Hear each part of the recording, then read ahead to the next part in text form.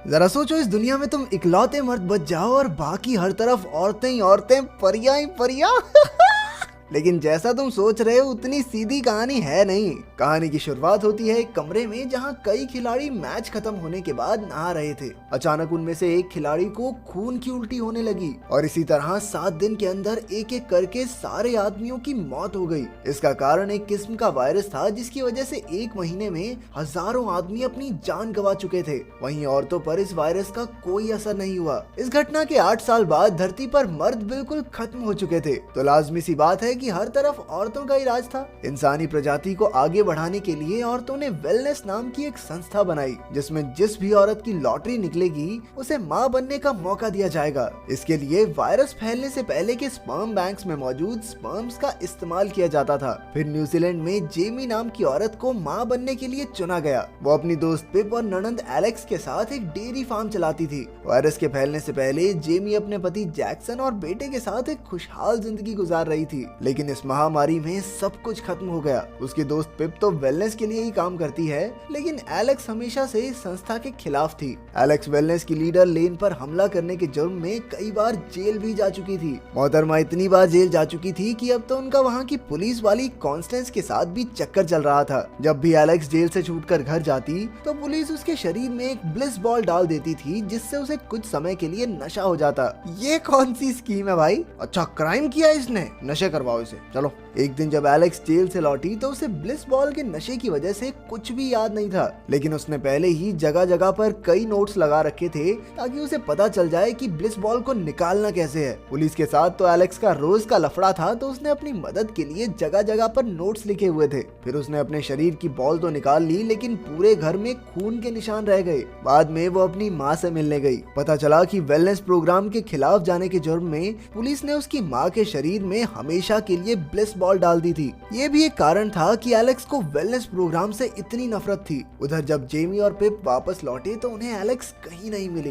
पूरे घर में खून के निशान देखकर वो काफी डर गए। वो दोनों तुरंत अपने ट्रक में बैठकर एलेक्स को ढूंढने निकल गई। अचानक कोई उनके ट्रक के सामने आ गया और लड़कियां तो लड़कियां ही होती हैं, उड़ा दिया बेचारे को। उन दोनों को लग रहा था कि आज तो उनके हाथों एलेक्स की मौत हो गई, लेकिन तभी एलेक्स दूसरी ओर से सामने आई। वो उसे देखकर सोचने लगी, अगर तू यहाँ है तो हमने किसे उड़ा दिया? दरअसल उन्होंने जिस पर ट्रक चढ़ाया वो असल में एक आदमी है। सालों बाद एक जिंदा आदमी को देखकर उनका मुंह खुला का खुला रह गया, क्योंकि उन्हें बताया जा रहा था कि पूरी धरती पर सारे आदमी अब मर चुके हैं और अब उन्होंने आखिरी बचे आदमी को भी मार डाला। लेकिन तभी अचानक उस आदमी को होश आ गया। हालांकि वो काफी जख्मी था, इसलिए वो तीनों उसे खींचकर एक झोपड़ी में ले आई। पिप ने कहा कि उन्हें इस आदमी को वेलनेस के हवाले कर देना चाहिए, लेकिन एलेक्स इसके सख्त खिलाफ थी। आखिरकार उसने सबको मना लिया कि वो यहीं रहकर उस आदमी का इलाज करेगी। कई घंटे की कड़ी मेहनत के बाद सर्जरी कामयाब रही और तीनों लड़कियां थककर वहीं सो गई। अगली सुबह जब उनकी आंख खुली तो उन्होंने देखा कि लेन की असिस्टेंट मिशेल की गाड़ी झोंपड़ी के बाहर खड़ी थी। पिप ने फिर से कहा कि उन्हें सब कुछ सच बता देना चाहिए। इस पर जेमी ने उसे समझाया, अबे ये हमें पकड़ने नहीं, घर की इंस्पेक्शन करने आए हैं। माँ बनने के लिए सिलेक्शन हुआ ना तेरी बहन का। जेमी अपने पति और बच्चे को बहुत याद करती थी और अब एक बच्चा पैदा करना ही उसकी आखिरी उम्मीद थी। फिर मिशेल ने आकर उनसे कहा कि वो उनके घर का रहन सहन देखने आई है ताकि उन्हें बच्चा संभालने की इजाजत दी जा सके। उधर एलेक्स ने उठकर उस आदमी के बैग की छानबीन शुरू कर दी। उस आदमी का नाम बॉबी है और उसके बैग में एक अखबार का टुकड़ा था जिसमें एलेक्स की माँ के बारे में लिखा था। अचानक बॉबी उठ गया और भागने लगा, लेकिन एलेक्स ने उसे पकड़ लिया और दोनों में हाथापाई शुरू हो गई। वहीं मिशेल को बाहर से उसकी आवाज सुनाई दी और वो झोपड़ी की तरफ बढ़ने लगी। जेमी और पिप ने उसे रोकने की बहुत कोशिश की, लेकिन मिशेल जबरदस्ती अंदर घुस गई। खुशकिस्मती से तब तक एलेक्स ने सब कुछ संभाल लिया था। बाद में जेमी को खबर मिली कि वो मां बनने के अगले पड़ाव से बाहर हो गई है। इससे उसे गहरा सदमा पहुंचा और उसने पिप को कॉल किया। पिप ने उसे किसी तरह शांत किया और बाद में वो लेन से मिलने गई और पूछा कि उसने जेमी को बच्चा पैदा करने के लिए आगे क्यों नहीं भेजा। लेकिन लेन ने गुस्से में कहा कि पिप वेलनेस के तरीकों पर सवाल नहीं उठा सकती। उधर एलेक्स ने बॉबी से उस अखबार परिवार के बारे में पूछा, लेकिन बॉबी मुंह खोलने को तैयार ही नहीं था। फिर एलेक्स ने उसके शरीर में ब्लिस बॉल डालने का फैसला किया, लेकिन वो ऐसा नहीं कर पाई क्योंकि उसे याद आया कि इस ब्लिस बॉल की वजह से उसकी माँ की क्या हालत हुई है। उसने गुस्से में आकर वो ब्लिस बॉल तोड़ डाली। असल में एलेक्स की माँ ने खुलासा किया था कि उसने कुछ जिंदा आदमियों को देखा है और वेलनेस जरूर कुछ न कुछ छिपा रही है। फिर बॉबी ने बताया कि अभी भी कई मर्द जिंदा हैं और उन बेचारों को ढूंढ ढूंढ कर मारा जा रहा है। इसके बाद जेमी वेलनेस की गायनोकोलॉजिस्ट डॉक्टर हार्वी के पास गई और उससे पूछा कि उसे आगे क्यों नहीं भेजा गया। डॉक्टर ने बताया कि उसने तो जेमी को अगले पड़ाव के लिए चुना था, पता नहीं किसने उसका नाम लिस्ट से हटा दिया। अब बच्चा पाने की चाह में जेमी बॉबी के पास आई और उससे कहा कि भैया इस कप में थोड़ा सा स्पर्म दे दो। अबे पागल औरत, भैया बोल के क्या मांग रही तू? बेचारी जेमी अभी इतनी भावुक थी कि वो फूट फूट कर रोने लगी। पिप ने उसे घर भेजकर कहा, कोई नहीं बहन, तू जा, मैं लेके आऊंगी स्पर्म तेरे लिए। कुछ देर बाद पिप ने बॉबी को रिझाकर ढेर सारी सामग्री इकट्ठा की और लाकर जेमी को दे दी। अगले दिन जेमी को एक और औरत मिली जिसे उसी की तरह वेलनेस वालों ने रिजेक्ट कर दिया था। बाद में एलेक्स ने बॉबी को शराब दी और उसका भरोसा जीत कर वेलनेस के बारे में पूछताछ करने लगी, लेकिन वो खुद ही टल्ली हो गई और बॉबी मौका देखकर भाग निकला। लेकिन वो अपनी चोट और लड़कियों के पहने छोटे कपड़ों की वजह से ज्यादा दूर तक भाग नहीं पाया और लड़खड़ा कर गोबर में जा गिरा। फिर बस बेइज्जती करा के भैया वापस लौट आए। फिर उसने एलेक्स को एक सिम कार्ड दिया और कहा कि ये उसे एक ऐसी जगह ले जाएगा जहाँ पर सभी मर्द आराम से रह रहे हैं। रात को जेमी उस औरत के बारे में सोचती रही और फिर उसने बॉबी का स्पर्म उसे देने का फैसला किया। उधर एलेक्स को एक फोन मिला और जब उसने बॉबी का सिम उसमें डाला तो उन्हें एक मैसेज आया जिसमें लिखा था राइज।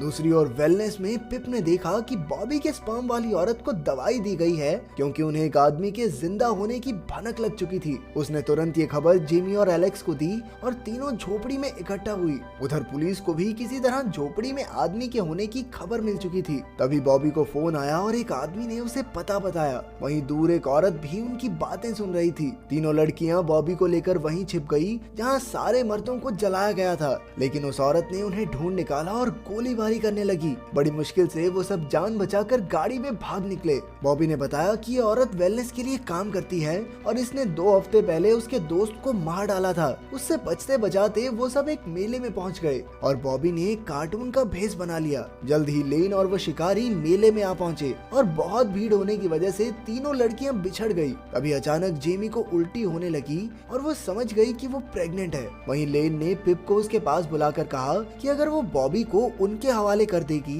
तो लेन उसकी सहेलियों को कोई सजा नहीं देगी और पिप भी प्रमोट होकर वेलनेस की मेन कमेटी में आ जाएगी। वहीं शिकारी औरत ने बॉबी को देख लिया और वो भागने लगा। एलेक्स जैसे तैसे पिप और जेमी से मिली और पिप ने उन्हें लेन के ऑफर के बारे में बताया। तभी उन्होंने देखा कि शिकारी बॉबी को बेहोश करके अपने साथ ले जा रही थी। खुशकिस्मती से जेमी उनके ट्रक के पीछे छिपी हुई थी। जेमी को वहाँ 4 बेहोश करने वाले इंजेक्शन मिले और उसने चारों शिकारी के ऊपर फेंक दिए। उनमें से एक शिकारी को लग गया और वो वहीं बेहोश हो गई। फिर उसने बॉबी को बचाकर उसे बताया कि वो उसके बच्चे की माँ बनने वाली है। कुछ देर बाद एलेक्स और पिप भी उन्हें मिल गए और सभी मिलकर उस पते की ओर बढ़ने लगे। बातें करते हुए उन्हें एहसास हुआ कि पिप तो उन्हें वेलनेस सेंटर में ही ले आई थी। वेलनेस का साथ देने के लिए पिप को एक आलीशान कमरा मिला और एलेक्स और जेमी को बंदी बना लिया गया। एलेक्स ने लेन से कहा कि जेमी प्रेग्नेंट है इसलिए उसे जाने दिया जाए, लेकिन लेन को इस बात से कोई फर्क नहीं पड़ता था। इसके बाद पिप को अच्छे कपड़े पहनाकर वेलनेस के डिनर पर लाया गया। हमारे बॉबी भैया को भी हथकड़ी पहनाकर वहाँ बैठाया गया था।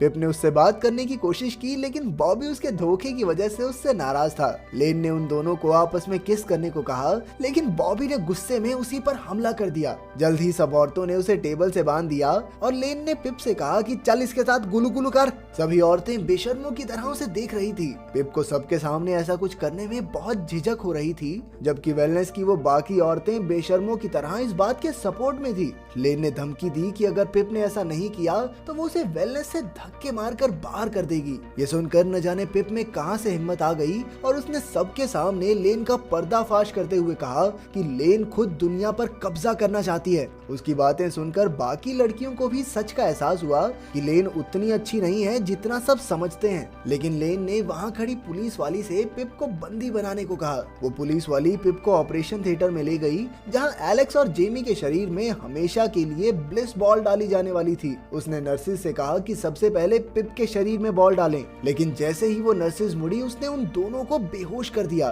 फिर उसने एलेक्स और जेमी को उठाकर उसे बेहोश करने को कहा ताकि वेलनेस वालों को ये ना लगे कि कॉन्स्टेंस ने उनकी भागने में मदद की है। बेचारी एलेक्स ने रोते रोते कॉन्स्टेंस को बेहोश कर दिया और तीनों भागकर जंगल में आ पहुंची। पिप ने उन्हें धोखा देकर लेन का साथ दिया, इसलिए एलेक्स बेहद गुस्से में थी, लेकिन पिप ने रोते हुए उन दोनों से माफी मांगी। आखिरकार सबने एक दूसरे को माफ कर दिया, जिसके बाद उन्होंने कुछ हथियार इकट्ठा किए और लेन की गाड़ी रोकी जिसमें वो बॉबी को सरकार के हवाले करने जा रही थी। उन्होंने लेन को तो बेहोश कर दिया, लेकिन बॉबी ने कहा कि वो उनके साथ नहीं जाना चाहता। उसके नखरे पेलने के चक्कर में लेन को होश आ गया और उसने बॉबी पर बंदूक तान दी, लेकिन तीनों लड़कियां उसके सामने आकर खड़ी हो गई कि नहीं, उसे मारने से पहले तुम्हें हमें मारना होगा। और आखिरकार इस सब ड्रामे के बीच उन्होंने फिर से लेन को बेहोश कर दिया, लेकिन फिर उन्हें पता चला कि बॉबी तो उनके बिना ही भाग गया। बड़ा एहसान फरामोश आदमी है, इसके लिए मरने को तैयार हो गई थी हम। तभी उन्हें वेलनेस की एक गाड़ी दिखी, इसलिए तीनों झाड़ियों में छुप गई।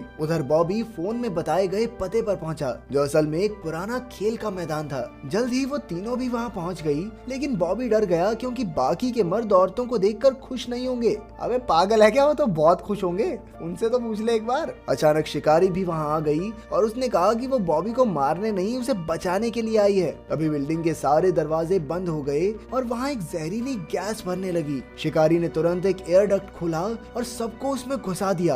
आखिरकार उसने एलेक्स से कहा कि वो एकदम अपनी माँ जैसी है और वो बेहोश होकर नीचे गिर गई। एलेक्स ने देखा कि शिकारी के हाथ में उसकी माँ जैसा ही टैटू था। खैर वो सब आगे तो बढ़ते रहे, लेकिन डक्ट धीरे धीरे छोटा होता जा रहा था। उन्होंने उसे जोर जोर से पीटना शुरू कर दिया और आखिरकार सब नीचे गिर गए। इसके बाद उन्होंने जो देखा उससे उनकी आंखें फटी की फटी रह गई। वहाँ कुछ आदमियों को जबरदस्ती बांधकर उनका स्पर्म निकाला जा रहा था। तभी लेन और वो डॉक्टर बाहर निकली और उन्होंने कहा कि वो भविष्य के लिए स्पर्म इकट्ठा कर रहे हैं, जिससे आगे चलकर वो पूरी दुनिया पर कब्जा कर सकें। तभी जेमी का पति जैक्सन भी वहाँ आ गया और पता चला कि वो अब तक मरा नहीं था, बल्कि भैया तो इस सब के लीडर बने बैठे हैं। ये देखकर एलेक्स और जेमी वहीं जमे रह गए और इसी के साथ पहला सीजन खत्म। दूसरा सीजन अभी आया नहीं है, तो नेक्स्ट करने मत लग जाना, जब आएगा तो बना देंगे।